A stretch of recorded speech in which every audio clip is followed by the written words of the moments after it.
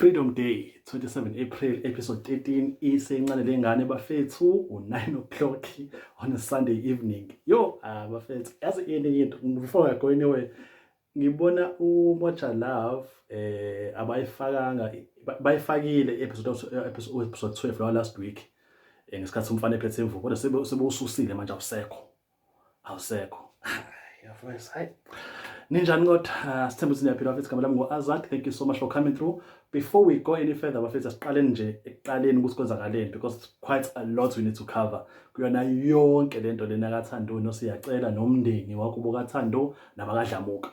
Look, iqala uMamkhize uThando etshela uMamkhize ukuthi hayi uSiyacela ufikile ebusuku bezolala umuntu oxolisayo ngayo yonke into ayenzile, uthi hayi ngalokho ngiyaxolisa kanje. Kodwa uThando uyakhala ukuthi akazange akusho phambi komndeni ngoba phela izinto azikhulumile phambi kwawonke umuntu. Kodwa manje mase uxolisa eceleni. Kanjani bro? Kanjani? Yabo. Kodwa uMamkhize uyajabula ngalokho uthi hayi no yamjabulisa indaba yokuthi umfana uyalibona iphutha lakhe ukuthi indlela akhulume ngayo phambi kwabazali ayikho right, yabo. Hayi basahleli ke lapha bayakhuluma, ngiyabona ukuthi mhlawumbe uzophekwa inkobe noma kwenzakalani, ngiyabona nje kuphona ubhutshisi nombila lapha phansi. Hawu ayangena imoto, hawu nabo umalume baThando bafika noma kaThando, hayi zehle lapha emotweni. Hayi zifike zize ziyasho uMadala session ke lapha ziyasho omalume ukuthi hayi no into esilethe la ukuthi sizwile ukuthi uDakaza akaphathekile kahle, so sizozama ukulungisa lento sambe naye. And lapho uMakaThando akadlali kanjalo, akasipetula uthi nje yazini sizomlanda uThando wapakishe kusibe indlela, yabo. Hayi bafike ke, hayi uMakaThando wahlale phansi ke naye kuVrandi, omalume nabo bamile, omalume bona bafuna uSiyacela uthi hayibo kanti usibhuti sezengayo uphi. Ngala uMakaThando uyakhuluma noMamkhize uthi hawu njani Mamkhize, hayi Thando benganjani mhlawumbe ukuthi usivakashele kancane ekhaya, yabo, insukwana ukupholisa ikhanda yonke lento. Ayabuza uSigibha hayi khona la inkandla, hayi alright kulungile. Hayi mase yafika ke naye ke uSiyacela bambambe esephuma ngesango uNkunzane. Hawu hayi le nkoxa le bese iyayisabi impi, kodwa hayi imandla emlomeni isesiyabaleka. Hayi bayibize nganene bayilande fresh kwaze nayo ngala, mase bayibuza kumalume uthi hayi bo mfethu yini le nkinga lengaka engakwazi ukuthi ilungiseke futhi bexazululeka. Hayi mase yasho-ke umlisa-ke uSiyacela uthi hayi no ngingasho ukuthi bengingafuni into zethi zingene abantu abaningi. Alright, fair. At the end of the day ubaba nomama phela ekhaya labo bobabili uSiyacela noThando, so ngoba nezinto zabo bobabili bane-right ukusho abafuna include umuntu, yabo. Hayi kuzobizwa ukuhlala uboya babheji kuhlalwe phansi ke izokhulunywa ngento sikahle kahle kwenzakalana. Yabona yafethu uMakaThando uganonwabo as any motherhood ngengane yakhe, ngoba phela into enzakalayo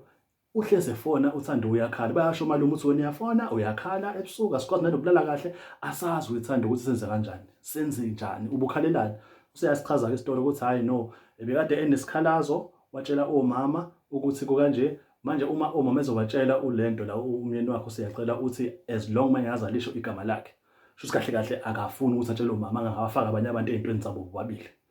yabo. Manje ke into kanjalo uzotshela ngoba phela umile umbuzo,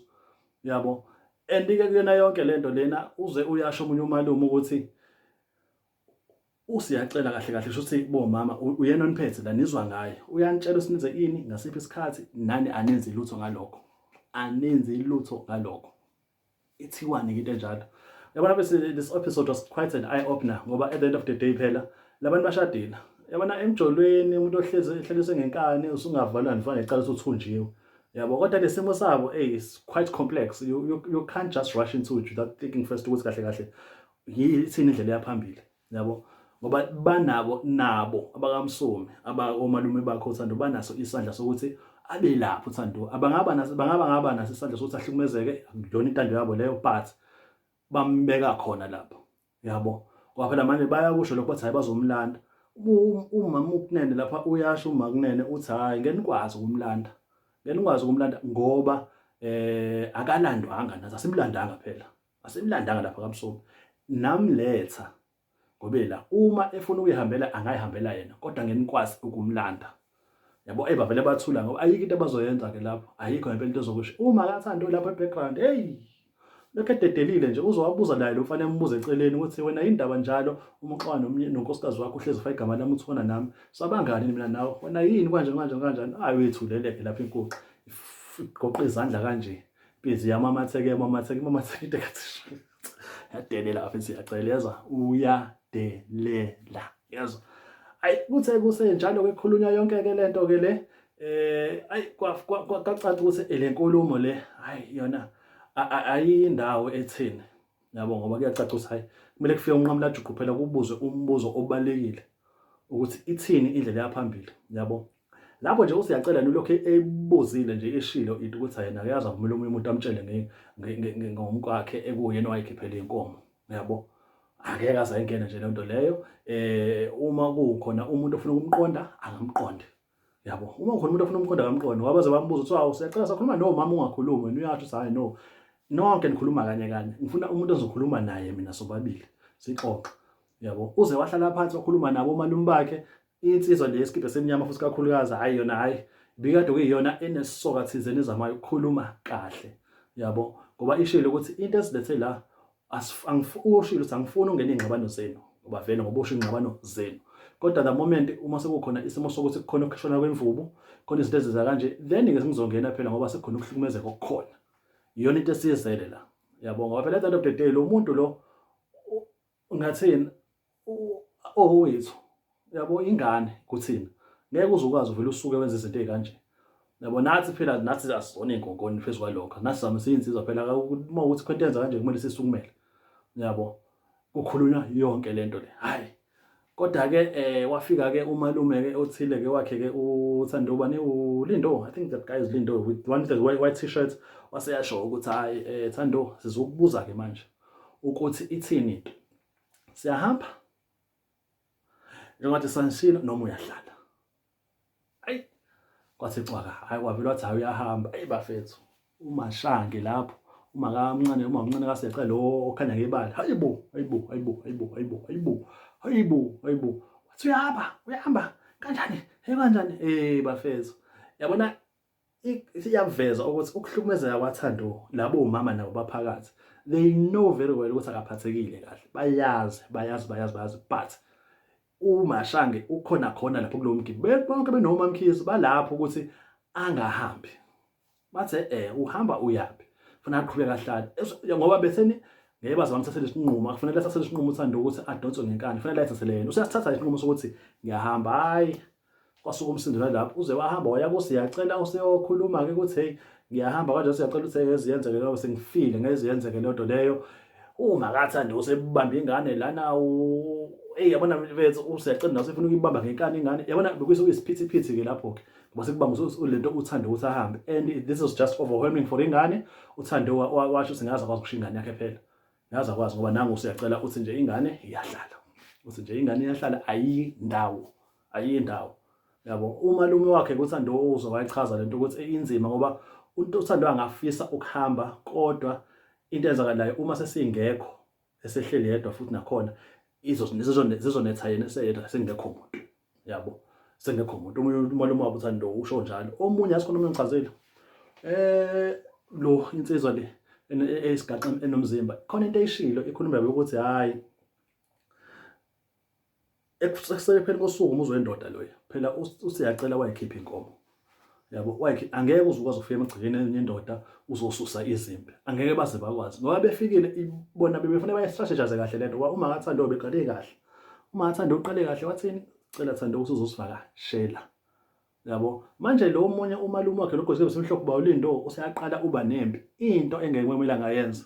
lingamelanga ukuthi ayenze lento bekufanele baqale bakhulume kahle naye hayi Thando asikuphuci asisho ukuthi ungabuyele emendweni wakho umshado wakho lo kumele uwenze nawe ngendlela obona ngayo kodwa kwamanje ngenxa izigameko ezisanda kwenzeka bekungangcono ukuthi sihambe siye ekhaya ukuthi ukupholise ingqondo bese uyabuya phela awubaleki umendo wakho ngeke uzukwazi ukubaleka futhi uma kodwa mayisephumile bafethu egcikeni akabuyeli kubo ukuhlula kwakhe umendo lapha angimazi uyohlala kuliphi inxiwa yabo kube isimo esikanjalo bathi bonake bale bayithatha ngamawala siyacela manje saqabaqabana noLindo ngoba lento siyacela futhi aseyithatha ingane lapha kuma kaThando ngenkani yakhe ingane yakhe uma kaThando nje ngokwazi kwami ebenganalo igunya lokuthi athathe ingane siyacela zathi uyithatha ngenkani kanjani kuba bayo ikubo ingane phela ingane ikubo yabo yona into omalume bafanele beyenze bafanele bafike lapha ya bakhulume naye umfana befuna ukukhuluma naye ukuthi yabona nje siyacela u-A u-B no C angezivumelane nawo uma uzofuna ukufayina lo mthetho asifine fayina lo mthetho bafu usibophe sizohamba siyohlala esitokisini sibe siphume sibe sikuthela induku futhi yonto efanele bayenzeke leyo kokunye nokunye ngoba phela ngeke baze bangene engqabaneni zabo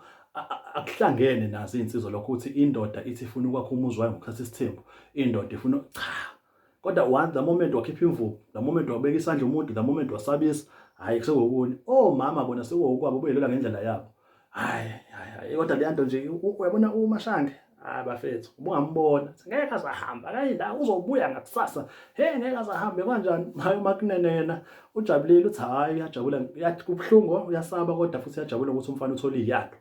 yabo kuyona yonke igcine engahambanga ngoba omalume baze basho ukuthi hayi besazi uyasho umalume wakho uthi hayi mina wemshana bekade ngazi uzosijikela bengikulindele vele lokho akungithuse nje ukuthi vele ubuzosijikela so hayi right mawula ayikho inkinga uzikhethela wena uma ngathi lo lathi hayi akayibona ukuthi wenze njani uma kuwukuthi uyashona ngeke ngize ngiza nokuza qamba amanga ayikho lento usingaza akazi ukuza kephi Thando yena lapho nje ubhizi ukundaba yokuthi nje yena uyafisa ukuba singile uthando akeve contradictory entweni ayishoyo kwi diary nezinto ayizisho emagcikeni kaDlamuka akufani into ezokuthi ingafani